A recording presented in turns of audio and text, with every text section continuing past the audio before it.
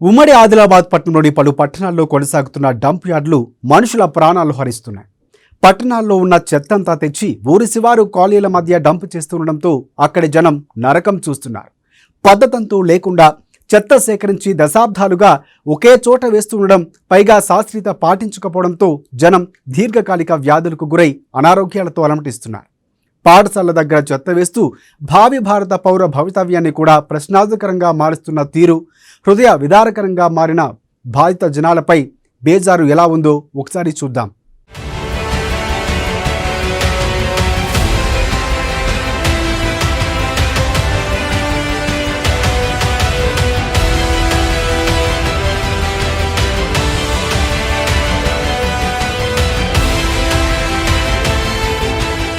కనులు తెరిచి ముక్కు మూసుకొని భారంగా గాలి పీల్చే పరిస్థితి ఎదురైతే మీరేం చేస్తారు?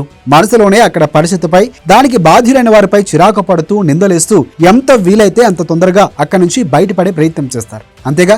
కానీ దినమంతా అక్కడే ఉంటూ కొన్ని నెలలుగా చండాలమైన గాలి పీలుస్తూ, దినంలో ఈగల గోల సహిస్తూ, ఇక రాత్రి దోమల వాతలు భరిస్తూ వాంతులొస్తున్నా ఆపుకుంటూ నరకయాతన అనుభవించే బాధితులు ఏమనాలి, ఎవ్వరిని నిందించాలి? ఒక్కసారి ఈ బాధితుల మాటలు వారి నోటి వెంటే విందాం. ఆదిలాబాద్ పట్టణాన్ని చూసినట్లయితే గతంలో ఆదిలాబాద్ పట్టణంలో కేవలం 36 వార్డులే ఉండే పరిస్థితి ఉండే. కానీ ఈ రోజు ఆదిలాబాద్ పట్టణంలో మున్సిపాలిటీలో చుట్టుపక్కల ఉన్నటువంటి పరిసర గ్రామాలలోని కొన్ని ప్రాంతాలు కూడా కలుపుకోవడం వలన దాదాపుగా మనకు 49 వార్డులుగా పెరగడం జరిగింది.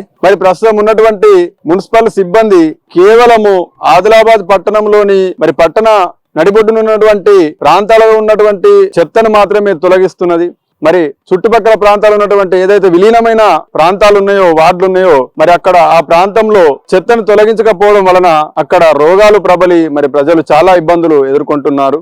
ఇప్పటికైనా ఈ యొక్క మున్సిపాలిటీ సిబ్బంది కమిషనర్ గారు అయితేనేమి, చైర్మన్ గారు అయితేనేమి ఈ విషయమే స్పందించి ఆదిలాబాద్ చూసినట్లయితే బంగారుగూడలో ఒకే డంపింగ్ యార్డ్ ఉండడం వలన ఈ ప్రాంతాలకు సంబంధించిన చెత్తను మాత్రమే ఆ యొక్క డంపింగ్ వార్డ్ లో డంప్ చేస్తూ, మిగతా ప్రాంతాల్లో చూసినట్లయితే మారుమూల ప్రాంతాల్లో చూసినట్లయితే ఎక్కడి చెత్తను అక్కడనే పారేయడం వలన ప్రజలు రోగాల బారిన పడి చాలా ఇబ్బందులకు గురవుతున్నారు. కాబట్టి ఇప్పటికైనా ఆదిలాబాద్ కమిషనర్ గారు స్పందించి, అలాగే చైర్మన్ గారు స్పందించి ఆయా కౌన్సిలర్లను వారి వార్డులో ఉన్నటువంటి చెత్తను తొలగించే విధంగా ఆ యొక్క మున్సిపల్ సిబ్బందికి సూచనలు ఇస్తూ ఆ యొక్క చెత్తను తక్షణమే తొలగించాలని చెప్పేసి, స్లమ్ ఏరియాలో ఉన్నటువంటి చెత్తను తక్షణమే తొలగించాలని చెప్పేసి మేము ఈ సందర్భంగా మున్సిపల్ సిబ్బందికి, కమిషనర్ గారికి, చైర్మన్ గారికి ప్రత్యేకంగా విజ్ఞప్తి చేస్తున్నాం. విన్నారుగా వారి ఆక్రందనలో నిజాయితీగా వినిపించిన ఆవేదన. నిస్సహాయ స్థితిలో ఉండే బడుగు జనం ప్రశ్నించలేక, బాధ నుంచి తప్పించుకోలేక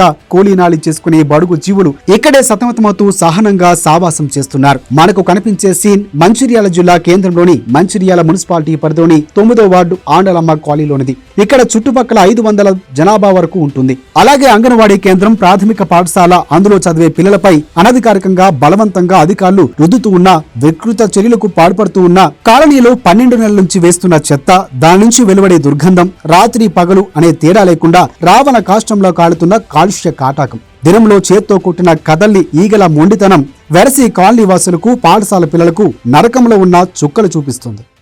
అందరికీ నమస్కారం.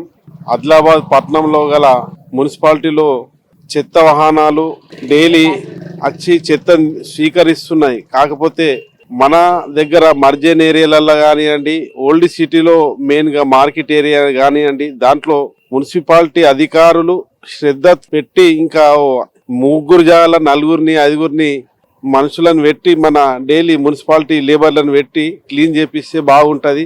మళ్ళీ పబ్లిక్ లో ఏమున్నా అంటే డైలీ బండి రాగా గానీ బండి వస్తాయి గల్లీలలో, కాకపోతే పబ్లిక్ ఆ బండి వెళ్ళిన తర్వాత మళ్ళా రోడ్డు పైన వేయడం కానివ్వండి, ఏడన్నా ఉండే మూలలకు కానివ్వండి, ఆ చెత్తతోటి ఏమైతే అంటే మనకే ఇబ్బంది. దాంతో పబ్లిక్ చాలా విధంగా నాలీలు జామ్ కానివ్వండి అవి అవ్వడం జరుగుతుంది. దీని మీద ఇంకా మున్సిపాలిటీ ఇంకా ఏమన్నా సాధ్యమైనంత వరకు వాళ్ళు కొత్త చర్యలు, కొత్త అవగాహన సదస్సు కానివ్వండి, ఇప్పుడు ఎగ్జాంపుల్ స్వచ్ఛ భారత్ మిషన్ అభియాన్ కింద నడుస్తున్నాయి. దాంట్లో భాగంగా మన మున్సిపాలిటీ కూడా దాంట్లో పాల్గొని ఇంకా పబ్లిక్ అవేర్నెస్ చేస్తే ఇంకా బాగుంటది.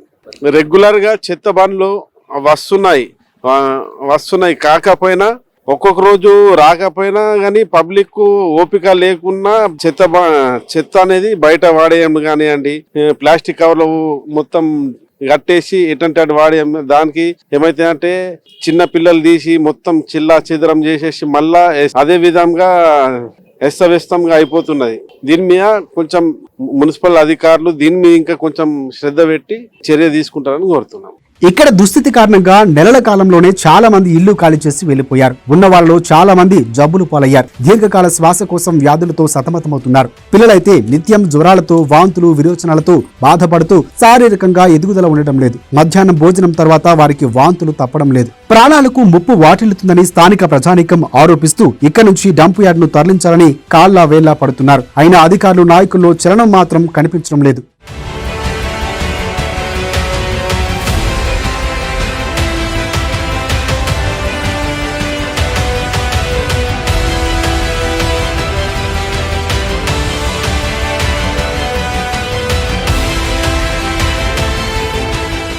ఇక కొమరంభీం జిల్లాలోని కాగజ్నగర్ మున్సిపాలిటీలో ఇదే పరిస్థితి. ఇవే సీన్లు రిపీట్ అవుతున్నాయి. నిత్యం 100 టన్నులపైనే చెత్త సేకరిస్తూ ఉన్న మున్సిపాలిటీయేతర అధికారికంగా ఇక్కడే అదే చెత్తను డంప్ చేస్తున్నారు. 3 ఏళ్ల నుంచి ఇదే తంతు నడుస్తోంది. చుట్టుపక్కల నివాసాలుంటున్నాయన్న కనీస ఇంగిత జ్ఞానం కూడా కనిపించదు. చదువుకునే పిల్లల పాఠశాలలు ఉన్నాయన్న స్పృహ లేదు. వారి అనారోగ్యాన్ని పట్టించుకుందామన్న దయనీయత అస్సలు కనిపించదు.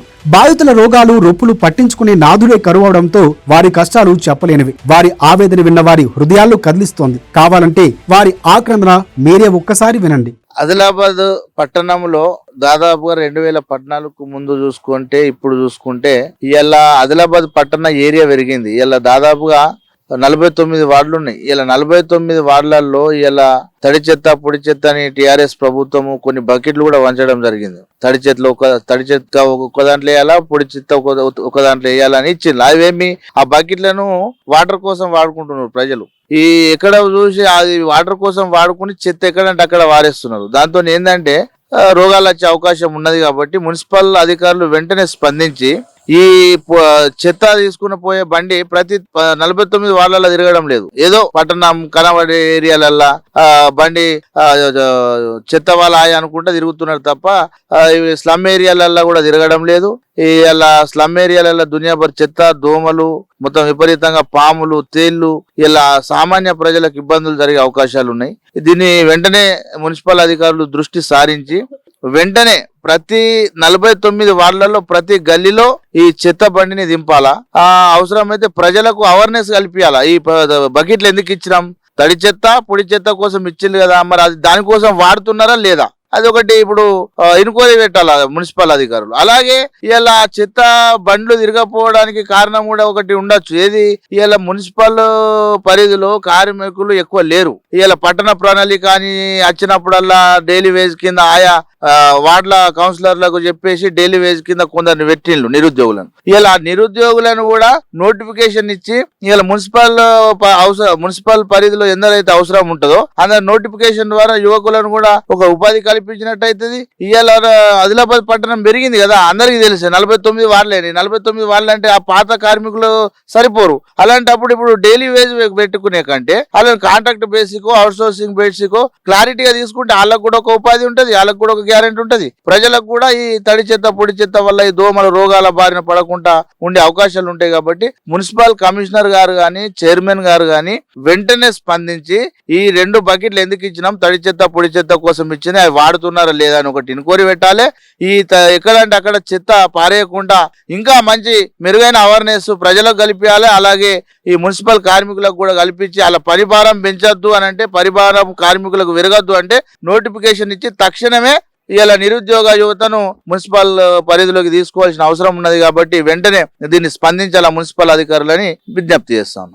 వాస్తవంగా సేకరించిన చెత్తను పొడి చెత్త, తడి చెత్తగా వేరు చేసి రైతులకు ఉపయోగపడే ఎరువుగా అందించే అవకాశం ఉంది. దానికోసం సివరేజీ ప్లాంట్ ను అధికారులు ఏర్పాటు చేయాలి. శాస్త్రీయత పాటించి చెత్తను భూమిలో ఇమిడిపోయేలా చర్యలు తీసుకోవాలి. చాలా మున్సిపాలిటీలో ఇలాంటి చర్యలకు ఉపకరించిన దాఖలాలు కూడా కరువయ్యాయని చెప్పాలి. సేకరించిన చెత్తను కాల్చి మనుషుల ప్రాణాలతో చెలగాటమాడుతూ, పర్యావరణాన్ని చెడుగుడాడుతూ, ప్రకృతితో చెలగాటాలకు దిగిన వీరి చర్య చూడడానికి, వినడానికి ఎబ్బెట్టుగానే మారింది. పొరపాటున ఇక్కడ పరిస్థితి వారి దయనీయతను సోషల్ మీడియాలో పోస్ట్ చేస్తే వెంటనే సిబ్బందిని డిప్యూట్ చేసి ట్యాక్స్ కట్టాలి, అనుమతి లేదు, నల్లా కట్ చేస్తామంటూ వేధింపులకు దిగడం వారి పాలనా దక్షతను వేలెత్తి చూపించేలా చేస్తోంది.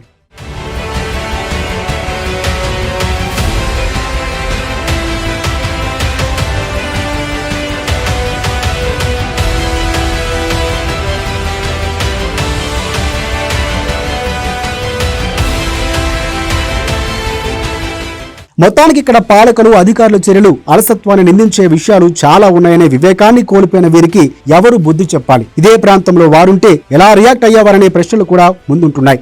మరి ఇలాంటి చెత్త నిర్ణయాలకు ఎవరు బాధ్యత వహించాలి? బాధితులైన వారి అనారోగ్యం, అసహనాన్ని ఎవరు పట్టించుకోవాలనేది $1 మిలియన్ క్వశ్చన్ గా మిగిలిపోయింది.